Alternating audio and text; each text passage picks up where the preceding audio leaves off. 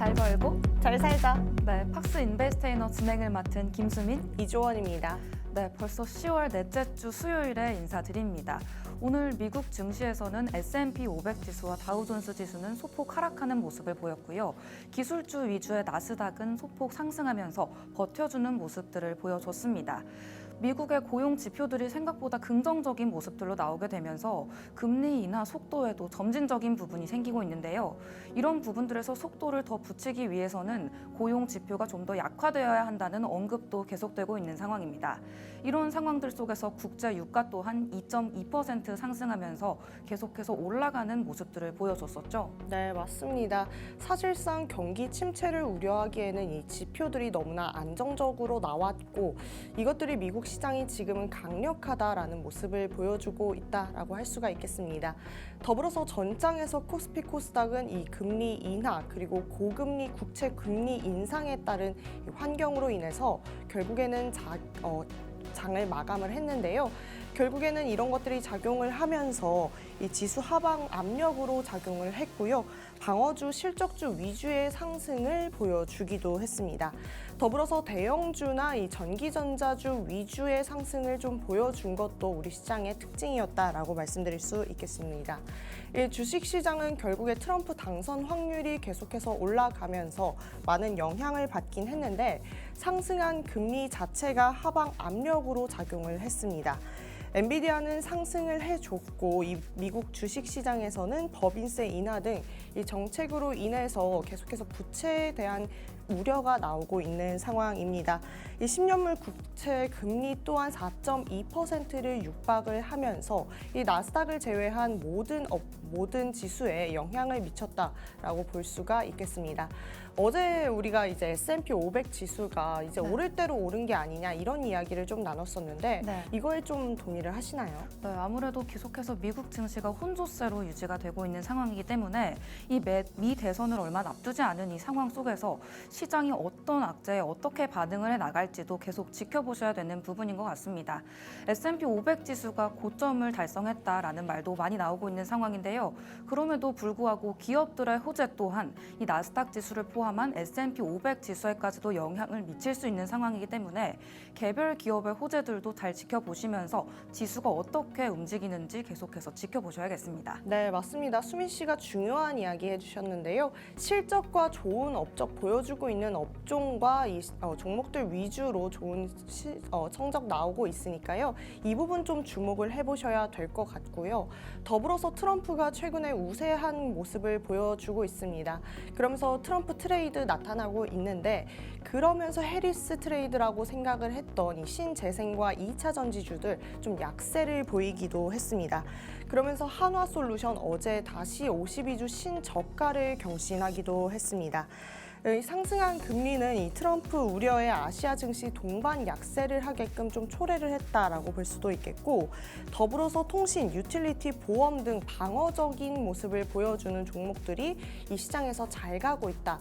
이런 모습을 말씀드릴 수도 있을 것 같습니다. 정말 말씀해 주신 것처럼 어떻게 어떤 호재에 반응을 하고 또 어떤 악재에 얼마만큼 좀 반응을 하고 있는지 이것들을 우리가 좀 가늠하기가 어려운 시장인 것 같아요. 그래서 지금만큼은 좀 우리가 핫 이슈들에 조금 더 알아갈 필요가 있어 보이는데 어떤가요? 네, 맞습니다. 저희가 이런 시장일수록 우리 시장에 어떤 일들이 있는지 또 자세하게 짚고 넘어가 보면 좋을 것 같은데요. 또 그런 의미에서 오늘 이 시간에도 저희가 또 이슈 톡톡 진행해 봐야겠죠. 오늘 또 준비되어 있는 재미있는 이슈 톡톡 주원 씨가 먼저 시작해 볼까요? 네, 맞습니다. 바로 우리 핫 이슈, 우리 시장에서 얼마만큼 영향을 미치고 있는지 보도록 하겠습니다. 어제 이야기 나눴었죠. 이 로제 씨의 신곡을 통해서 YG가 또 신고가를 찍기도 했는데요. 이번에는 지니 뮤직의 이 로제 씨가 한 방 줬습니다. 네. 어떻게 생각하시나요? 또 2거래일 연속 급등하고 있다고 하는데 저희도 어제에 이어서 2거래일 연속 계속해서 아파트를 계속 반복 재생하면서 이 로제 씨의 여파를 또 체감하고 있지 않나 싶습니다. 이 아파트 이렇게 네. 시작되는 이 후렴구가 정말 중독적이기 때문에 이런 결과까지도 이루어낼 수 있지 않았나 싶은데요. 앞서서 말씀드렸었던 이 스트리밍 경제에까지도 이 로제 씨의 이번 신곡이 큰 영향을 미치고 있지 않나 이런 생각이 듭니다. 네, 맞습니다. 결국에는 좀 엔터주들이 계속해서 지금 하반기에 들어와서 좀 아쉬운 모습들 많이 보여주기는 했는데 네. 정말 밸류업 가치 이 재고에 꼭 필요한 업종이지 않았나 이런 생각을 해보는데도 불구하고 이 로제 씨의 호재를 통해서 이 지니뮤직과 함께 YG 엔터가 잘 가주는 모습 우리가 볼 수 있다는 게 참 기쁜 소식이 아닌가 싶습니다. 네, 맞습니다. 우리 로제 씨가 발표했던 이번 신곡의 여파가 한국의 문화를 알리는 것을 넘어서서 이 지니뮤직이라는 스트리밍 서비스에까지 영향을 미치는 모습인데요. 우리 로제 씨가 발표했던 이 신곡이 이 지니뮤직 다음에는 또 어떤 분야에까지 영향을 미치게 될지 궁금해지는 지점이 아닌가 싶습니다. 네, 맞습니다. 정말 로제 씨의 신곡이 아직도 11곡이나 남았다라고 합니다. 네. 앨범이 아직 6곡만 출시를 했기 때문에 앞으로의 가능성도 분명히 보이고요. 뿐만 아니라 이 엔터주들 계속해서 여러 가지 호재를 보내주고 있습니다.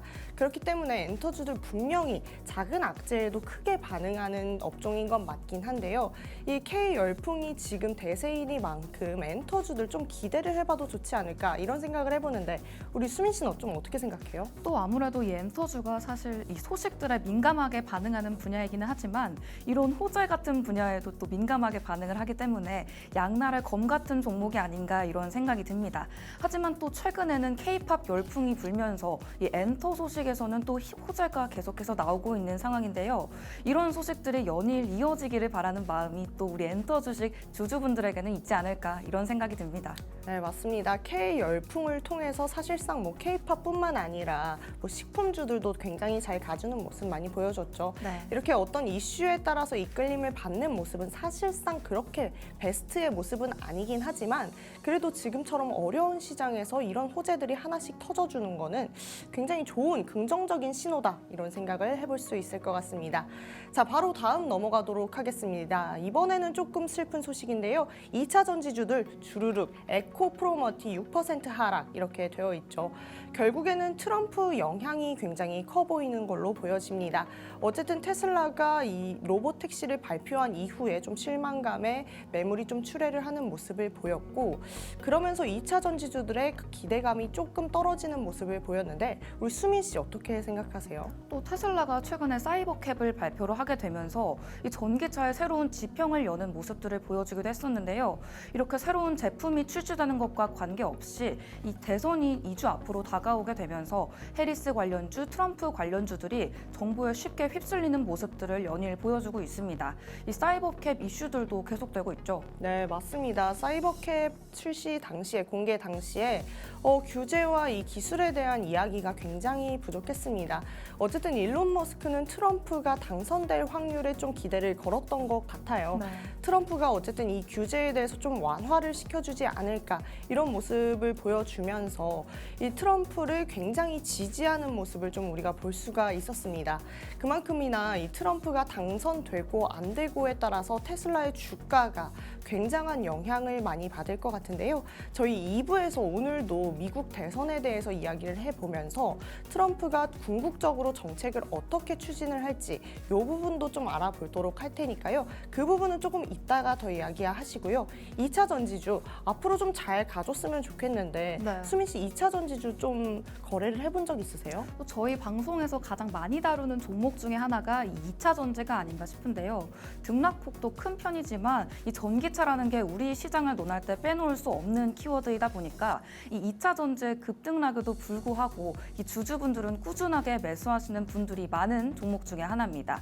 이 2차 전지라는 것 자체가 나중에는 이 화석 연료가 떨어질 것이고 전기차 배터리가 이제 미래의 에너지다라고 생각하시면 하시는 분들이 많기 때문에 또 흥행을 하고 있는 종목이 될 텐데요. 이런 분야들이 이 미 대선에 관계없이 가치 투자를 하신 분들이라면 흔들리지 않고 이 장 속에서 내 중심을 지켜나가는 모습들도 또 보여주시면 좋을 것 같다는 생각이 듭니다. 네, 맞아요. 2차 전지주 지금 이렇게 좀 떨어진다고 해서 약간 바닥은 아니라고 생각을 합니다. 왜냐하면은 이 중국에 또 영향을 많이 받을 것으로 보여집니다. 중국의 전기차 수요가 올라가고 있다라고 하는데 과연 이 배터리나 아니면 2차 전지 같은 경우 어떻게 흘러갈지 우리가 조금은 앞으로 더 이슈를 체크하면서 지켜봐야 할 부분인 것 같습니다. 네. 그렇다면 세 번째 넘어가도록 하겠습니다. 세 번째도 좀 아쉬운 소식인데요. 클리오 3분기 실적을 발표했는데 기대치에 미치지 못하는 모습 보여주면서 신저가를 경신했습니다. 수민 씨, 네. 어때요? 클리오 좀 친숙하지 않으세요? 네, 맞습니다. 사실 여성분들이라면 클리오라는 브랜드 자체가 친숙하게 느껴지시는 분들이 많으실 것 같은데요. 이 브랜드가 정말 다양한 제품군을 출시하고 있는 만큼 이 3분기 실적도 기대가 있었는데 이 K-뷰티가 수출이 조금 감소를 하는 모습을 보여주면서 3분기 실적도 부진하게 영향을 미치지 않았나 싶습니다. 네, 맞아요. 특별히 이 색조 부분에서 좀 기대치를 전망을 좀 하회하는 모습을 보여줬다는데 네. 수민 씨 클리오 사용할 때 좀 어떤 걸 많이 사용하세요? 클리오라고 하면은 이제 기초 제품부터 우리가 베이스로 사용한 제품들이죠. 피부 화장 제품들이 가장 유명하다고 생각하고 있었는데 네. 아무래도 이런 부분들이 또 영향을 미치면서 색조 부분의 실적이 좀 부진하지 않았나 이런 생각도 듭니다. 네, 저는 몇 년 동안 이 클리오 아이라인을 사용하고 네. 있거든요. 그래서 저에게 클리오는 좀 신뢰를 받는 이런 기업이었는데 네. 요번에 실적이 좀 부진했다 이런 이야기를 듣고 사실상 좀 아쉬운 느낌이 많이 들었어요. 거기에 지금 중국 경기가 좀 부양을 하려고 노력을 많이 하고 있고 그 의지가 보여지고 있는데 네. 이 대표적인 수출주인데도 불구하고 아쉬운 모습을 보였다라고 하니까 정말 앞으로 클리오가 정말 옛날의 미샤처럼 아쉬운 기간을 좀 밟지는 않을까 이런 걱정이 되긴 하더라고요. 네, 맞습니다. 사실 앞서서 있었던 브랜드 중에서도 수출 수치가 저조해지면서 이 흥망성쇠의 과정을 보여줬던 기업들이 또 많기 때문에 클리오 또한 이런 수순을 밟지 않기 위해서는 타겟책이 필요하다라는 생각이 드는 상황입니다. 이런 상황 속에서도 계속해서 안 좋은 모습이 보여지지 않도록 이 좀 다른 이 실적들을 보여줄 수 있도록 노력하는 부분들이 필요할 텐데요. 색조뿐만 아니라 기초에서 그리고 베이스 부문에서도 더 좋은 실적을 보여주면서 수출이 개선되기를 바라봅니다. 네, 맞습니다. 계속해서 조금 연달아 안 좋은 소식을 전해드리게 되었는데요. 이번이야말로 정말 우리에게 치명적인 소식이 아닌가 싶습니다. 네. 여러분 햄버거 좋아하시나요? 저는 정말 많이 좋아하는데요. 우리 수민 씨도 햄버거 좋아하시죠? 네, 저는 특히나 그 엄마의 손길이 담긴 네. 그 브랜드 정말 좋아하는데요. 해당 브랜드에서 가격 인상을 발표를 했습니다. 내일부터 버거와 치킨, 사이드 메뉴 등 62종의 가격 인상이 예정되어 있다고 하는데요. 인기가 가장 많은 싸이버거 세트의 경우에는 7,300원까지 인상된다고 합니다. 수원 씨, 이 싸이버거 세트 좋아하셨었어요? 네, 저는 사실 싸이버거도 싸이버거인데 저는 닭다리살보다 이 가슴살을 좋아하거든요. 정말요? 그래서 네, 필렛버거를 많이 먹었는데 네. 사실상 싸이버거가 가장 싼데 7,000원대라면 필렛버거는 더 오를 것을 좀 예상을 해봐야 되기 때문에 저한테 좀 제 식비에 좀 영향을 많이 미치겠다 이런 생각이 들더라고요. 네, 맞습니다. 사실 햄버거라는 분야 자체가 가볍게 접근할 수 있는 메뉴 중에 하나였는데요. 이번 상승으로 인해서 그런 부분들을 조금 뺏어가지 않나 이런 생각이 듭니다. 사실 이번 상승의 주된 원인이 운영비와 가게 배달비 상승이 원인이라고 하는데요. 앞서서 말씀드렸던 이 배달의 민족 등에서 수수료율을 낮춰주는 노력들을 감행하기도 했었지만 그럼에도 불구하고 이 가맹 업체에서 부담해야 하는 수수료가 상당폭으로 큰 것으로 나타나기도 했습니다. 1년 7개월 만에 이뤄진 가격 조정이니만큼 이 소비자들 또한 슬픔을 감출 수가 없을 것 같은데요. 롯데리아와 맥도날드 등의 이 버거 프랜차이즈들도 이 모두 최근에 가격을 인상을 하게 되면서 늘어난 수수료에 대한 부담이 결국에는 소비자들에게까지 이어지는 상황들이 나타나고 있는 상황입니다. 네, 결국에 채소가 이 햄버거에도 또 많이 들어가잖아요. 네. 이런 것들이 좀 영향을 끼쳤나 이런 생각을 해보는데 수민 씨는 어떻게 생각하세요? 네, 맞습니다. 저희가 저번 시간에도 채소 가격 인상에 대해서 말씀드렸었는데 대표적인 가격 인상 음식으로는 비빔밥이 있었습니다. 그 외에도 우리가 자주 먹는 샌드위치나 햄버거 등에도 또 채소가 많이 포함이 되고 있기 때문에 이런 부분들도 분명히 영향을 미치지 않을 수 없겠다 이런 생각이 듭니다. 네, 맞습니다. 정말 햄버거 하면 이 소시민의 대표 메뉴다 이렇게 생각할 수가 있는데 네. 지금 옛날에 국밥 5,000원 하던 시절에서 몇 년 지나지 않아서 햄버거 세트가 7,000원대로까지 올라갔으면 네. 정말 이 물가 인상, 인플레이션에 대해서 좀 고민을 안 해볼 수가 없는 시기인 것 같습니다. 네. 어쨌든 계속해서 이렇게 안타까운 소식을 전할 수밖에 없는 게 지금 우리 고용 상태도 굉장한 문제가 많이 있다라고 하는데 네. 수민 씨가 이 소식 좀 전해주시겠어요? 네, 우리 고용 시장도 물가가 변하는 속도만큼이나 빠르게 변화를 하고 있는데요. 역피라미드라는 키워드로 오늘의 이슈를 또 가지고 와 봤습니다. 지난달에 60세 이상의 취업자가 674만 9천 명으로 처음으로 50대 취업자를 넘어섰습니다. 고용 구조가 그야말로 역피라미드 형태로 변한 건데요. 60세 이상 고령층의 이 취업자 수와 창업 활동이 증가하고 있는 상황이라고 합니다. 고용률 또한 47.4%로 상승세를 유지하고 있다고 합니다. 네, 여기서 좀 들었을 때 좀 안타까운 소식이 결국에는 이 고용 노동자가 창업을 하는 선택을 또 하기도 하는데 네. 지금 자영업자들의 현 실태가 좀 좋지 않다 보니까 결국에 고용시장에서 나와서 이 창업을 했는데도 좋은 결과를 내지 못하는 이런 모습들을 우리가 심심치 않게 볼 수가 있죠. 네. 거기에 지금 임금 피크제 같은 경우에는 폐지를 하자 이런 이야기가 나오고 있는데 임금을 조금 덜 받으면서 내가 일을 좀 더 하게 해줘라 이런 제도입니다. 그런데 이런 것들이 좀 폐지가 됐으면 하는 부분들이 많아지고요. 계속해서 고령화가 진행되면서 이제는 좀 정기가 좀 나이가 이렇게 제한되는 것들은 좀 이 사회에서 좀 규제가 풀어져야겠다 이런 생각을 해보게 되는 것 같습니다. 네. 거기에 뭐 숙련 재고용에 대한 얘기도 나오고 있고 더불어서 워라밸을 지금 중시하고 있기 때문에 이 젊은 세대들은 사실상 직장에 들어가서 일하는 것 자체에 거부감을 느낀다라고 하는데요. 이 젊은 세대의 대표 우리 수민 씨 네. 어떻게 생각하세요? 또 우리가 젊은 세대로서 열심히 일을 하고 있기도 하지만요. 정말 우리의 평균 나이가, 평균 수명이 또 길어지고 있고 그에 따라서 정년이라는 제도 자체도 좀 틀에서 벗어난 제도일 수 있다. 이렇게 해석이 되는 부분들이 있기 때문에 50대를 넘어선 이 60대의 취업률이라는 게 이 정말 다른 패러다임을 제시하는 부분이 아닌가 싶습니다. 따라서 이 국가에서도 고령층의 일자리 그리고 창업 기회를 지속적으로 제공을 하기 위해서 청년 연장 논의가 활발하게 진행 중이라고 하는데요. 일부 공공부문에서는 이 정년이 65세로 연장이 되기도 했다고 합니다.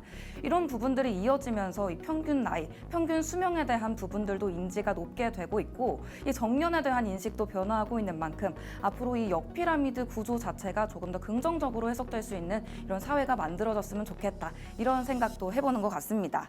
다음으로 저희가 준비한 핫이슈는 금값 최고치 경신입니다. 국제 금값이 온스당 2,751.7달러로 사상 최고치를 경신을 했습니다. 기준금리 인하와 이 중동 정세의 불확실성이 주요 요인으로 작용을 했었죠. 네, 맞습니다. 거기에 더불어서 결국에는 금 자체가 안전 자산인데 여기에 이 트럼프가 당선 확률을 높이면서 트럼프가 당선되게 되면은 통화 정책을 또 완화할 가능성이 크잖아요. 네. 그거에 대한 기대감 또한 들어간 것으로 보여집니다. 더불어서 지금 미국 대선과 함께 이 시장의 불확실성 계속해서 커지고 있는 모습이죠. 그러다 보면 안전자산에 대한 선호 심리 올라갈 수밖에 없을 것 같습니다. 네, 맞습니다. 중국을 포함해서 각국 중앙은행들이 금 매입을 지속적으로 추구하고 있기 때문에 이 현물 시장의 수요도 증가하는 모습이고요. 주요국들의 이 실질 금리 하락이 금의 가격 상승을 부추기고 있는 상황입니다. 중국이 또 경기 부양책의 일환으로서 1년 및 5년 만기 대출 금리를 각각 0.25%포인트 인하를 했는데요. 이 추가적인 금융시장의 변화를 유도한다는 점에서 오늘의 금값 최고치 경신까지 우리 시장의 뜨거운 핫이슈로 알아두시면 좋을 것 같습니다. 그럼 지금까지 저희가 중요한 핫이슈들 톡톡 해보는 시간을 가져봤는데요. 그렇다면 이제 우리 생활 속에 적용해 볼 수 있는 명언 이야기도 간단하게 또 나눠보면 좋을 것 같습니다. 네, 맞습니다. 어쨌든 지금 중요한 건 시장의 흐름과 이런 것들보다는 네. 흔들리지 않는 나의 지식 그리고 나의 선택일 것 같습니다. 그럴 때 정말 이 멘탈 관리가 가장 중요할 것 같은데요. 네. 그만큼이나 중요한 명언 오늘도 가지고 왔으니까요. 이 시간 간단하지만 집중해서 보시면 좋겠습니다. 첫 번째는 아는 만큼 보인다입니다. 수민 씨, 이 이야기 참 많이 들어보셨죠? 네, 맞아요. 정말 아는 만큼 보인다라는 말은 저희가 사실 인생을 살면서 정말 많이 들어보는 것 같은데 오늘 이 시간에 또 이 의미에 대해서 생각해 보면 좋을 것 같습니다. 네, 맞아요. 정말 많은 지식들이 나오고 있는데 사실 아무리 많은 방대한 지식들이 나온다 하더라도 사실상 내가 모르면 네. 보이지가 않거든요. 눈에 맞아요. 들어오지가 않거든요. 그래서 이 부분 좀 쉽게 가져가실 수 있는 부분이 있습니다. 네. 유튜브에 팍스탁 세 글자 치고 들어오시면요. 정말 아는 거 대폭 늘어나실 수 있을 거라고 장담합니다. 더불어 좀 재미있고 간단하게 설명이 되어 있으니까요. 이 방송들 좀 챙겨보시면서 유튜브 활용해 보셔도 좋겠다 이런 생각을 해봅니다. 네. 자, 바로 다음 명언으로 넘어가 보도록 하겠습니다. 시장은 항상 오른다 네. 이런 이야기가 있는데 네. 수민 씨 이거에 좀 동의를 하시나요? 시장은 항상 오른다. 정말 동의하고 싶은 이야기 중에 하나인데요. 우리가 장기적으로 시장을 바라봤을 때 우상향하는 모습들을 지속적으로 보여줬기 때문에 또 오늘의 이런 명언이 나오지 않았나 싶습니다. 네, 맞아요. 사실상 미국 시장 같은 경우에는 정말 10년 동안 꾸준히 우상향하는 모습을 보여줬습니다만 지금 S&P 500 같은 경우에는 더 이상 안 오를 수도 있다 이런 이야기가 나오는 만큼 네. 정말 시장이 항상 오를지는 좀 지켜봐야겠지만 지금 내가 이 나의 자산을 정말 적금과 예금에만 넣어놓는 것보다는 네. 투자를 하는 게 더욱더 나의 자산을 증폭시키는 데 도움이 되겠다 이렇게 말씀을 드릴 수 있을 것 같습니다. 네. 바로 마지막 명언 알아보도록 하겠습니다. 적절한 타이밍은 투자 성공의 열쇠다 이런 이야기가 있죠. 네. 타이밍 어떻게 보시나요? 또 우리 S&P 500 얘기를 또 말씀해 주셨는데 항상 고점이라는 우려, 저점이라는 우려는 우리 시장에서 항상 빼놓을 수 없는 주제였습니다. 그런 상황 속에서 적절한 타이밍을 잡아서 투자를 해야 이 저점에서 고점을 잡아야 고점에서 팔고 또 저점에 잡아야 하는 것들이 타이밍의 문제일 텐데요. 이런 걱정들 속에서 내가 중심을 잡고 어디가 진짜 저점인가, 어디가 진짜 고점인가를 판단할 수 있는 능력 또한 앞서서 말씀드렸던 아는 만큼 보인다의 예시일 것 같습니다. 또 적절한 이 타이밍이 투자 성공의 열쇠라고 불리고 있는 만큼 여러분도 아는 만큼 또 보면서 투자 타이밍이 언제인지 알아보는 시간 가져보셨으면 좋겠습니다. 네, 우리가 또 이 열쇠 또 하나 가지고 있잖아요. 이 네. 열쇠 우리 시청자분들과 좀 공유를 하고 싶은데 수민 씨가 열쇠 공유 좀 해주실래요? 그럼요. 이 투자 성공의 열쇠 여러분께 한번 공유 드려볼까 하는데요. 저희가 아는 만큼 보인다고 계속해서 말씀드리고 있죠. 저희가 보이는 만큼 또 알 수 있다라고 생각을 합니다. 그런 의미에서 이 팍스 통신망 지금 바로 접속해 보시면 좋을 것 같은데요. 하단에 나가고 있는 이 QR코드 방송 중에 스캔해 보시면 바로 이용을 해보실 수가 있습니다. 이 투자 성공의 열쇠 하단에서 스캔해 보시면 저희 방송 중에만 가져가실 수 있으니까요. 아직 스캔해 보시지 않으신 분들 계시다면 아직 투자 성공의 열쇠 모르겠다 하시는 분들이 계시다면 지금 바로 이 팍스 통신망 스캔해 보시면 좋을 것 같습니다. 네, 투자 성공은 타이밍입니다. 지금 방송 중에 나가고 있는 QR 활용하시는 것도 타이밍을 잡아보시는 열쇠가 될 수 있겠죠. 저희는 또 지체하지 않고 2부에서 찾아뵙도록 하겠습니다. 그때까지 채널 고정!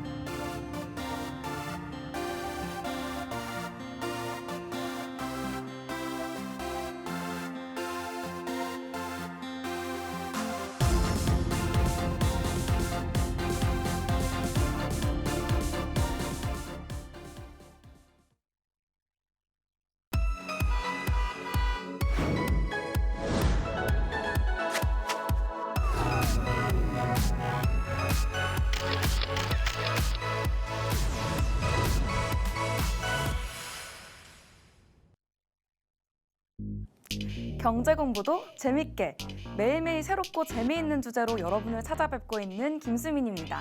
오늘 이 시간에도 어김없이 수민이 시간이 찾아왔습니다. 바로 수MC의 민감한 경제 이야기 시간이죠. 우리에게 다소 어렵게만 느껴졌던 경제 이슈들, 경제 이야기들을 새롭고 재미있는 주제로 말랑말랑하게 풀어서 설명해드리는 시간이다. 이렇게 보시면 좋을 것 같습니다. 오늘 제가 준비한 주제는 바로 리튬 전쟁입니다. 작은 금속 하나가 전 세계 경제에 영향을 준다? 이 부분들 모르셨던 분들 계실 것 같은데요. 이 리튬 전쟁이라고 불리는 이 작은 금속을 놓고 이 벌어지는 전쟁 이야기, 오늘도 재미있게 다뤄보려고 합니다. 리튬이라는 게 우리가 정말 매일 사용하고 있는 기기들에 정말 많이 들어가 있는데요. 스마트폰부터 TV, 노트북까지 정말 들어가지 않는 곳이 없습니다. 또 최근 급격하게 성장하고 있는 전기차 산업의 핵심 자원이기도 한데요. 자, 그러면 이 작은 금속 하나가 어떻게 이 전 세계 산업에 영향을 미치고 있는지 한번 알아보도록 하겠습니다. 그렇다면 리튬이 무엇인지부터 짚고 넘어가야겠죠. 우선 리튬이 어떤 자원인지부터 함께 알아보도록 하겠습니다. 리튬은 사실 가벼운 금속이라고 하는데요. 특히 배터리에 많이 사용되는 주요 소재입니다. 여러분들이 지금 사용하고 있는 스마트폰과 노트북 그리고 전기차까지 모두 이 리튬이라는 금속을 사용을 하고 있는데요. 이 리튬이라는 금속이 에너지의 밀도를 높이기 때문에 이 배터리에 더 오래 사용할 수 있게 도와주고요. 충전 속도까지 더 빠르게 만들어주고 있다고 합니다. 그런데 이 리튬이 단순히 배터리에만 사용되는 게 아니라고 합니다. 미래의 에너지원으로까지 주목받고 있는 상황인데요. 이 전 세계적인 이 친환경 에너지에 대한 주목이 이어지고 있으면서 이 리튬에 대한 전쟁까지도 이어지고 있다. 이렇게 보시면 좋을 것 같습니다. 이 탄소 배출을 줄이겠다는 노력들이 본격화되고 있기 때문에 이 리튬의 수요 또한 앞으로 계속 급증할 전망이라고 합니다. 이 전기차 산업의 부상과 리튬, 또 빼놓을 수 없는 사이가 될 텐데요. 최근에 전기차 산업이 급성장을 하게 되면서 배터리의 핵심 재료인 리튬도 같이 급부상을 했습니다. 더 이상 이 작은 금속이 아니라 우리 전기차를 이끌어주는 핵심 금속으로 떠오르게 된 건데요. 여러분들이 많이 들어보셨을 테슬라를 비롯해서 수많은 자동차 회사들이요. 이 전기차 배터리에 리튬을 필수적으로 사용하고 있습니다. 전기차가 이 친환경적인 에너지로 운영을 하고 있는데 그 핵심이 배터리에 달려있다. 이 부분은 다들 알고 계실 것 같습니다. 그 배터리의 핵심 재료가 이 리튬이기 때문에 전기차 산업의 부상과 리튬의 부상, 떼어놓을 수 없는 관계라는 거 이제는 알게 되셨을 것 같습니다. 그럼 여기서 질문을 하나 드려보고 싶은데요. 우리 주원 씨, 네. 그 전기차가 계속해서 부상을 하고 있다라고 말씀을 드렸는데 네. 전기차가 앞으로 우리 시장의 몇 %를 차지할 것 같다. 이런 예상 가시나요? 어려운 질문인데요. 네. 사실 국내에서 얼마만큼의 점유율을 가져갈 거냐에 대해서는 좀 모르겠지만 네. 전 세계적으로 본다면 최소 20%에서 30%까지 볼 수 있지 않을까 싶습니다. 네, 맞습니다. 꽤나 높은 수치인데 우리 주원 씨는 전기차 이용해 보실 생각 있으세요? 사실 국내에서는 좀 생각해보기 어려울 것 같고 네. 제가 해외여행을 가게 된다면 좀 생각해볼 것 같아요. 네, 맞습니다. 해외에서도 이 전기차 수요가 계속해서 늘어나게 되면서 전문가들 또한 앞으로 2030년까지 이 전 세계 자동차 전기차 수요가 30%까지 늘어날 것이라고 전망을 했었는데요. 이 말이 이 리튬에 대한 수요 또한 앞으로 계속 증가할 것이다. 이런 말들을 대변해주고 있기도 합니다. 그래서 지금 세계 여러 나라들이 이 리튬이라는 금속 자원을 확보하기 위해서 말 그대로 치열한 전쟁을 벌이고 있는 상황입니다. 이 리튬 자원의 쟁탈전에 대해서도 자세히 알아봐야 할 텐데요. 리튬이 현재 이 남아메리카와 중국, 호주에 많이 분포해 있다고 합니다. 그중에서도 이 남미가 전 세계 리튬의 50%를 보유하고 있는데요. 그래서 또 리튬 삼각지대라고 불리고 있다고 합니다. 볼리비아와 아르헨티나, 칠레가 이 삼각지대에 해당을 하는 모습인데요. 먼저 볼리비아는 전 세계에서 가장 큰 리튬 매장량을 보유한 국가라고 합니다. 그런데도 볼리비아는 아직 대규모 상업시설이 도입되지 않은 상황이기 때문에 정치적 불안정과 기술적인 부족 문제를 해결하지 않으면 이 리튬 부분에서 쟁탈할 수 없다 이런 의견도 나오고 있는 상황입니다. 이 볼리비아가 매장량을 통해서 이 리튬 보유량을 통해서 경제적인 성장을 이루기 위해서는 이 기술적인 인프라가 뒷받침되어야 한다는 이야기일 텐데요. 이를 통해서는 추후에 외국 기업들과의 협력도 필요할 것으로 예상이 됩니다. 다음으로 이 호주를 보겠습니다. 호주는 가장 많은 생산량을 기록하고 있는 나라라고 하는데 이 리튬을 안정적으로 채굴하는 것이 호주의 장점 중 하나입니다. 중국과 같은 대형 시장에 이를 수출을 하고 있으면서도 리튬 전쟁에서 정말 중요한 역할을 하고 있는 게 이 호주라는 국가입니다. 리튬의 가격이 계속해서 오르면서 호주의 경제까지도 긍정적인 영향을 미치고 있는데요. 마지막으로 중국도 이 리튬 자원 쟁탈전에서 빼놓을 수 없는 국가입니다. 독보적인 위치를 차지하고 있다고 볼 수가 있는데 전 세계 리튬이온 배터리 생산량의 70%가 바로 이 중국에서 이루어지고 있다고 합니다. 그뿐만 아니라 이 리튬 자원을 확보를 하기 위해서 남미와 아프리카에까지 대규모 투자들을 진행을 하고 있는데요. 중국이 이렇게 공격적으로 리튬을 확보하려는 이유 자체가 이 미래 전기차 시장에서의 패권을 차지하겠다. 이런 야망과도 이어져 있다는 생각이 듭니다. 이 리튬 자원의 쟁탈전이라는 것 자체가 이 볼리비아와 호주, 중국에 이어서 계속해서 이어지는 모습들을 보여줬는데요.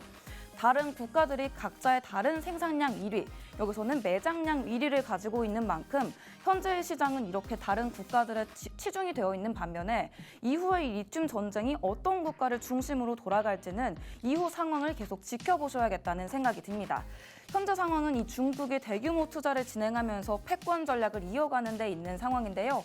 이 리튬 가격이 앞으로도 상승할 것이라는 이 기대 하에 리튬 전쟁은 끝나지 않을 것으로 풀이가 되고 있습니다. 이 리튬 가격에 대한 인상 또한 불가피한 상황인데요. 2010년만 해도 리튬 가격이 1톤당 6,000달러였다고 합니다. 그런데 지금 2022년에는 1톤당 그냥 7만 달러에 육박하는 금액인데요. 이처럼 리튬이 이제는 정말 희소하고 귀중한 자원이 되는 모습이고요. 전 세계에서도 이 리튬을 확보하려는 경쟁들이 심화되고 있는 상황입니다. 리튬이 오르게 되면 이 전기차의 비용도 함께 올라갈 텐데요. 그래서 많은 자동차 회사들이 리튬 공급을 안정화하기 위해서 광산 개발에 직접 투자를 하고 있다고 합니다. 리튬 공급 계약을 위한 장기 계약까지 체결을 하고 있는 상황이고 이렇게 계약을 체결하지 못하게 되면 우리가 장기적인 계약에도 부진을 겪을 수가 있는 상황이기 때문에 전기차 생산의 차질을 없애고 소비자들에게 안정적으로 공급을 하기 위해서는 이 리튬의 장기적인 계약이 필수적인 상황이라고 합니다. 소비자들에게 비싼 가격으로 전기차가 제공되지 않기 위해서는 이 리튬 가격을 안정화해서 제공받는 게 가장 중요한 부분일 텐데요. 최근에 2차 전지주를 비롯해서 전기차가 계속 화두에 오르고 있는 만큼 이 리튬의 가격이 향후 어떻게 될지도 계속 주목해 보셔야 할 것 같습니다. 또 이 리튬 채굴이 계속해서 이루어지게 될 텐데 이 리튬 채굴이 갖는 환경적 문제도 있습니다. 이 리튬 채굴 과정에서 물의 소비가 굉장히 많고요. 특히 건조한 지역에서의 채굴이 계속되게 되면 지하수의 고갈까지도 이어질 수 있다고 합니다. 그래서 일부 환경단체들은 이 리튬을 채굴할 때 좀 더 친환경적인 방법을 연구해야 한다. 이런 의견들을 내놓고 있는데요. 지속 가능한 채굴 방법이 필요하다. 이런 목소리가 커지고 있는 상황입니다. 전 세계가 리튬에 의존을 하고 있는 만큼 이 채굴 과정에서 발생하는 환경적인 영향, 최소화하는 방법까지도 알아두셔야 될 것 같습니다. 그렇다면 리튬의 대체 기술도 있어야 할 텐데요. 그렇다면 앞으로 이 국가 간의 경쟁이 더욱더 치열해지게 될 텐데 우리가 이 리튬에만 의존을 할 수는 없겠습니다. 그래서 과학자들이 이 리튬을 대체할 수 있는 배터리들을 계속해서 개발을 해내고 있는데요. 예를 들어서 이 고체 배터리나 나트륨 이온 배터리 이런 것들이 리튬의 대체 기술에 해당을 합니다. 저희가 화석 연료가 계속해서 부족해지고 있기 때문에 이 전기차로 이어지는 모습들을 보여줬었고 이 전기차에서 리튬 이온 배터리가 전기차 핵심 기술로 부상을 하면서 계속해서 시장이 변화하는 모습들을 보여줬는데요. 추후에는 이 리튬 자체도 부족해질 가능성 배제할 수가 없습니다. 그렇기 때문에 우리가 화석 연료에서 전기차로 대체 기술을 찾았듯이 이 리튬 또한 현재부터 이 대체 기술을 찾아 두어야 추후에 우리가 이 리튬이 부족했을 때 대비를 할 수 있다. 이런 생각이 듭니다. 지금은 현재 전기차로 다소 종목들이 치중되는 모습을 볼 수가 있는데요. 우리가 그렇다면 이 전기차 기술의 한계를 맞았을 때 어디로 나아갈 수 있는가? 이 부분들을 미리 생각을 한번 해본다면 우리 주식시장 또한 앞으로 어떤 방향으로 나아가게 될지 생각해 볼 수 있겠다. 이런 생각이 드는 것 같습니다. 고체 배터리나 나트륨 이온 배터리 같은 것들이 리튬의 대체 기술로 발표가 되고 있는데요. 이러한 대체 기술들이 성공적으로 개발이 되게 된다면 리튬 전쟁 또한 새로운 국면을 맞을 수 있겠다. 이런 생각이 드는 것 같습니다. 오늘의 수민이 시간에는 이 리튬 전쟁에 대해서 숨가쁘게 알아봤습니다. 우리 시장에서 전기차가 계속해서 우세하는 모습을 보여주고 있기 때문에 우리 시장을 알아보기 위해서는 전기차에 대한 이해도 분명히 필요할 거고요. 전기차의 주요 기술로 해당이 되는 이 리튬이온 배터리 기술에까지도 이 투자자들의 관심을 계속 집중해야 한다는 생각이 듭니다. 오늘 이 전기차 이야기 저희가 앞서서도 나눠봤었는데 이 전기차의 핵심 기술 오늘 알려드렸잖아요. 수원 씨, 오늘 네. 이 리튬 배터리 같이 한번 이야기 나눠보니까 네. 어떤 생각이 드시나요? 사실 리튬에 대한 이야기는 그 전에도 많이 알고 있었는데요. 네. 이 리튬이 전기차를 떠나서 그 전부터 뭐 스마트폰이나 노트북이나 우리가 전자기기를 앞으로도 계속 사용할 거기 때문에 네. 굉장히 전망이 있다라는 이야기를 많이 들었습니다. 네. 그러면서 지금 제가 드는 생각도 특별히 전기차에 국한될 뿐만 아니라 리튬이 앞으로도 많은 곳에 사용이 될 거고 이 가격이 앞으로 점진적으로 계속 올라간다라고 하면 네. 정말 여기가 블루오션이 아닐까 이런 생각이 또 드는 부분도 있는 것 같습니다. 네, 맞습니다. 우리가 전기차 종목들을 볼 때 이 전기차 종목에 가니까 단순히 전기차 종목만 보는 게 아니라요. 전기차가 간다면 좀 전기차의 핵심 기술은 무엇인가? 전기차에 사용되는 핵심 배터리 기술은 무엇인가? 이런 부분들도 계속해서 눈여겨보실 수 있을 것 같습니다. 앞으로도 이 전기차의 이 배터리 기술이 상승하는 만큼 리튬에 대한 수요들도 끊어지지 않을 것 같다는 생각이 드는데요. 오늘 전달드린 리튬 전쟁, 이제 시작이라는 생각이 듭니다. 우리 경제에도 이 뜨거운 전쟁이 계속해서 영향을 미칠 것으로 생각이 되기 때문에 오늘 함께 해봤던 이 리튬 전쟁에 대한 이야기도 잊지 마시고 계속해서 이 주제에 대해 관심 가져보셨으면 좋겠다. 이런 생각이 드는 것 같습니다. 그렇다면 오늘의 수민이 시간은 여기서 인사를 드려볼 텐데요. 오늘의 수민이 시간, 리튬 전쟁에 대해서 이야기를 드리면서 인사를 드리지만 여러분의 경제 공부는 끝나지 않는다는 사실 오늘도 한 번 더 알려드리려고 합니다. 저희는 잠시 뒤에 주원 씨의 시간에서 재미있는 경제 공부 이어나가 보도록 하겠습니다.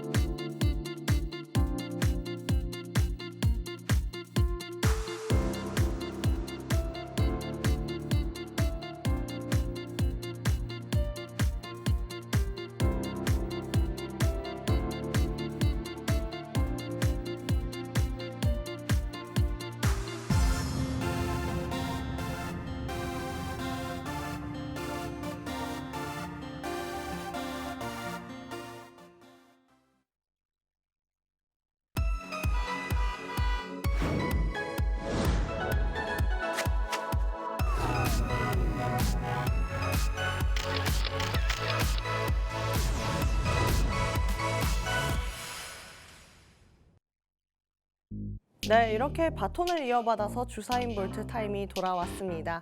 오늘은 또 어떤 특별한 이야기가 준비되어 있을지 함께 기대해 보시면서 출발해 보면 좋겠습니다. 오늘은 정말 많은 투자자분들이 알고 싶어하고 또 알아야 하는 이야기를 할 건데요. 미국 대선에 대한 이야기 해보도록 하겠습니다. 지금 미국 대선에서 어떤 후보가 당선되냐에 따라서 정말 많은 차이가 있어 보일 것으로 생각이 됩니다. 그렇기 때문에 오늘 이 부분 알지 못하고 넘어간다라고 하면 투자에 많은 영향을 또 우리가 받을 수 있기 때문에 이 시간 끝까지 10분 동안 집중해 보시면 좋겠습니다. 이제 이 미국 대선에서 둘 중에 어떤 후보가 당선되냐에 따라서 정말 많은 것이 바뀔 텐데요. 그중에 가장 두드러지게 바뀔 것이 이 기업 소득세가 많이 변할 것으로 보여집니다. 어쨌든 아시겠지만 트럼프 같은 경우에는 기업에게 최대한 부담을 좀 덜어주는 정책을 시행하려고 하고 있고요.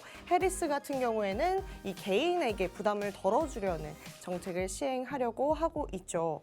해리스 같은 경우에는 28%로 이 기업 세율을 올리겠다라고 이야기를 했고요. 트럼프는 15%로 낮추겠다라고 얘기했습니다.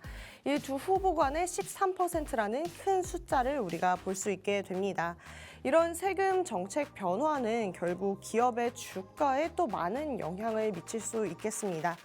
계속해서 후보에게 주어지는 상황이 또 달라지고 있고요. 그만큼이나 지금 이 시장의 변동성 크게 나타나고 있습니다. 그렇기 때문에 오늘 해리스 대 트럼프, 트럼프 대 해리스 오늘 꽉 잡아보고 가시는 게 좋겠습니다.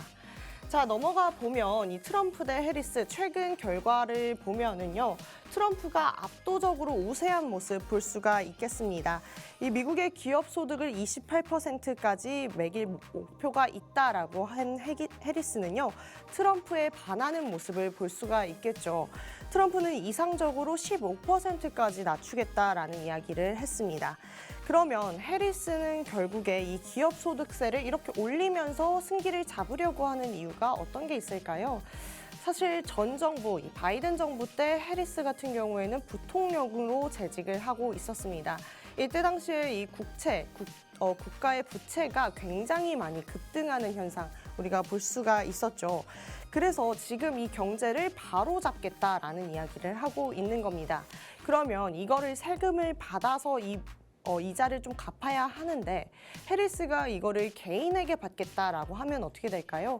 개인 유권자들에게 인기가 떨어질 수밖에 없겠죠. 그래서 해리스는 이 부분에 기업에게 세금을 받아서 이 부분을 좀 메꾸겠다라고 이야기를 한 것입니다. 그래서 만일 해리스가 당선이 된다면 기업에게 부담이 가중될 것이 크고요. 이것은 주가에도 많은 영향을 미칠 수밖에 없을 것 같습니다. 그렇기 때문에 계속해서 이 둘 중에 어떤 후보가 당선될지 민감하게 좀 업데이트를 하시면서 팔로우업 하셔야 될 것 같은데요. 그 부분 혼자 하시기 좀 어려우실 거라는 생각이 많이 듭니다. 그렇기 때문에 이 이슈들 친절하게 올려주시는 이정호 멘토님과 함께 팍스 통신망으로 함께 신문처럼 읽어보시면 좋을 것 같습니다. 꼭 우리가 알아야 할 것들 이 장 시작 전부터 브리핑 되고 있으니까요. 꼭 가져가셔서 이 시간 알차게 사용해 보셨으면 좋겠습니다. 그렇다면 트럼프가 당선되면 어떻게 될까요? 사실 이 대선을 보름 앞둔 만큼이나 이 결과를 보면 우리 트럼프가 굉장히 앞선 상태라고 볼 수가 있기 때문에 트럼프가 당선됐을 때 어떠한 변화들이 있을지를 오늘 더 좀 집중적으로 알아보도록 하겠습니다. 트럼프가 재선된다라고 하면은 주식 시장에 어떤 영향을 좀 줄 수 있을까요? 먼저 트럼프의 재정 정책을 보자면 정부 지출과 부채 증가를 좀 싫어하지 않는 경향을 볼 수가 있습니다. 그래서 재정 지출 확대와 감세 정책 두 가지를 결합할 가능성이 굉장히 크다라고 볼 수가 있겠죠.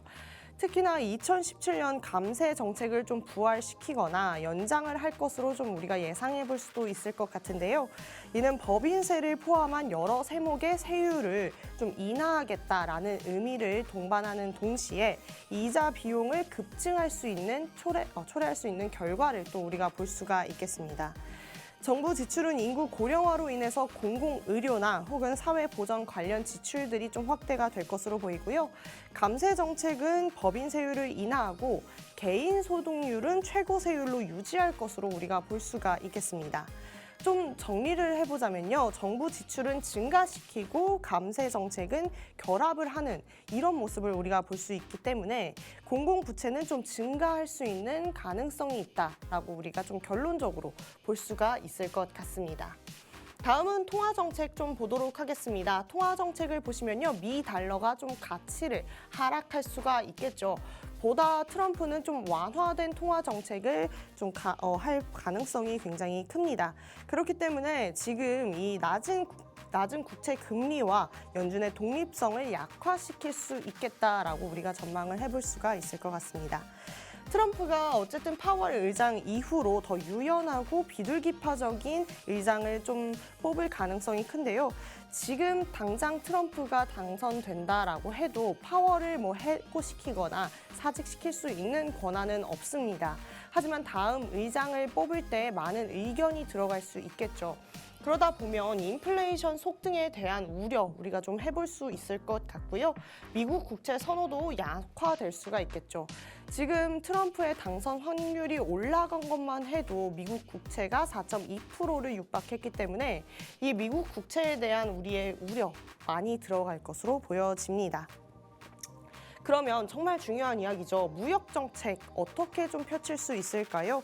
트럼프는 항상 미국 기업 자체에게는 부담을 좀 덜어주는 정책을 많이 시행하고 했습니다. 하지만 모든 수입품에는 관세를 붙이면서 이 폭을 좀 메꾸는 모습도 우리가 볼 수가 있었는데요. 더군다나 중국을 굉장히 견제하는 모습 볼 수가 있었죠. 그러면서 더욱 가혹한 관세를 이 중국에게 부과를 하면서 60% 관세를 부과하겠다라는 이야기도 나왔습니다. 이는 결국 무역 전쟁으로 좀 촉발을 시킬 수 있겠고요. 미국 내 소비재 가격과 원자재 가격 또한 상승을 초래할 수 있겠다라고 우리가 좀 예상해 볼 수 있을 것 같습니다. 더불어서 이건 또 한국에도 많은 영향을 미칠 수 있을 것 같아요. 중국을 좀 견제하는 모습을 보여주면은 한국 기업이 반대로 좀 반사 수익을 얻을 수 있지 않을까 우리가 좀 전망해 볼 수도 있을 것 같습니다. 하지만 어쨌든 이렇게 많은 관세를 붙이다 보면 결국에는 미국 내에서도 인플레이션 우리가 감당해야 되거든요. 정부가 어쨌든 돈을 가져갈 때는 이렇게 뒤로 가져가면서 줄 때는 또 앞에서 크게 보여주는 척 이런 모습을 많이 볼 수가 있죠. 그러면서 사실상 서민이 좀 힘들어지는 모습을 또 볼 수가 있는데 우리가 그렇기 때문에 어쨌든 정책만 볼 것이 아니라 그 정책에 따라오는 영향까지도 좀 봐야겠다라고 생각을 해봐야겠습니다. 그렇다면 에너지 환경 정책은 좀 어떻게 돌아갈까요? 지금 투자자들이 가장 많은 관심을 갖고 있는 게 바로 이 분야이지 않을까 싶습니다. 아마 높은 가능성으로 트럼프는 바이든 녹색 전환을 좀 폐기를 하고 화석 에너지 중심의 이 정책을 추진할 것으로 보여집니다. 그럼 이는 결론적으로 화석 에너지 생산량 증가와 가격 안정화가 어렵게 되는 결과를 초래할 수 있겠죠. 하지만 에너지 비용은 좀 절감할 수 있겠다라는 부분에서 기업이 다시 한번 좀 부담을 절감할 수 있는 기회가 될 수 있다라고도 볼 수 있을 것 같습니다. 그럼 이제 규제 정책을 좀 봐야겠습니다. 이 규제를 트럼프가 어떻게 할지 지금 굉장히 많은 화두에 올라 있습니다. 이를 보면서 이 트럼프를 향해서 일론 머스크가 많은 지지를 보내주고 있는데요. 어쨌든 법인세율을 현행 21%에서 15%로 인하하면서 기업에게 부담을 대폭 감소시켜주는 모습 우리가 볼 수 있죠. 두 번째는 소득세를 최고 세율 현행 37%로 유지하겠다라고 했습니다. 이는 뭘까요? 기업에 대한 부담은 좀 낮춰주고요. 개인의 부담은 어쩔 수 없이 가져가겠다라는 모습으로 우리가 판단할 수가 있겠습니다. 이번에 테슬라 위로봇 행사 때 이 규제에 대한 언급을 일론 머스크가 충분히 하지 않았습니다. 어쩌면 트럼프가 당선됐을 때 어떻게 이 전기차 의무화, 자동차 연비에 대해서 어떻게 흘러갈지 모르기 때문에 굳이 언급할 필요성을 못 느꼈다라고도 볼 수가 있을 것 같습니다. 어쨌든 그러면서 트럼프가 테슬라의 전폭적인 지지를 또 받으면서 ESG 준수 요건까지도 폐지하겠다라는 이야기를 했죠. 그러면서 기업의 부담을 대폭 줄여주는 정책을 계속해서 보여주고 있다라고 볼 수도 있겠습니다. 트럼프 또한 일기 때 이러한 모습을 많이 보여줬습니다. 화석 연료에 대해서 전폭적으로 지지를 해줬고 원자력에 대해서도 전폭적인 지지 보여줬습니다. 더불어서 기술주에 대한 지지와 특별히 방산주에 대한 지지 많이 보여줬고 이번 재집권을 하게 된다 해도 이 방산에 대한 지지 끊임없을 것 같습니다. 그래서 제가 추천하고 싶은 거는요. 지금 중동 전쟁 수요도 있고 트럼프가 재집권을 하게 된다면 방산주들 어쨌든 잘 가줄 것으로 보여지는데요. 이 중에 어떤 종목이 좀 잘 가줄지 모르겠다라고 선택하기 힘들어하시는 분들 분명히 계실 것 같아요. 이럴 때 제가 어쨌든 추천하는 거는 ETF인데요. 이 방산주 자체의 지수가 잘 가지는 않을까 이렇게 좀 전망해 볼 수 있을 것 같습니다. 그러면서 이렇게 ETF 종목들 알아보는 것도 투자자의 지혜가 되지 않을까 싶습니다. 오늘 조금 우리 수민 씨와 함께 이 트럼프에 대한 이야기도 좀 해봤는데요. 수민 씨, 지금 미국 대선 좀 어떻게 보세요? 또 아무래도 미국 대선이 정말 얼마 남지 않았기 때문에 이 시장이 아직 당선 결과가 나오지 않았음에도 불구하고 사실상 누가 당선된 것처럼 또 이렇게 시장이 흘러가는 모습들도 있는 것 같습니다. 이런 부분들이 이렇게 선반영이 돼버리게 되면 나중에 정말 결과가 나왔을 때 시장이 크게 출렁이지 않을까 이런 부분들이 좀 우려가 되기도 하는 것 같습니다. 네, 맞습니다. 우리 수민 씨가 얘기해 준 것처럼 정말 변동성이 가득한 시장이다 이렇게 말씀드릴 수밖에 없을 것 같아요. 그래서 어느 한 부분에 지금 너무 치중하지 마시고요. 앞으로는 팍스통신망과 함께 이슈 체크하면서 계속해서 시장을 좀 관망하는 모습을 우리가 좀 보여줘야 되지 않을까 싶습니다. 오늘 주사인볼트 타임도 여기서 좀 마무리를 하면서 저희 방송 마무리를 할 텐데요. 계속해서 경제 공부는 끝나지 않은 점 알고 계시죠? 이 팍스통신망과 함께 끝까지 성장하시는 모습 보여주셨으면 좋겠습니다. 저희는 내일 또 같은 시간에 인사드리도록 하겠습니다.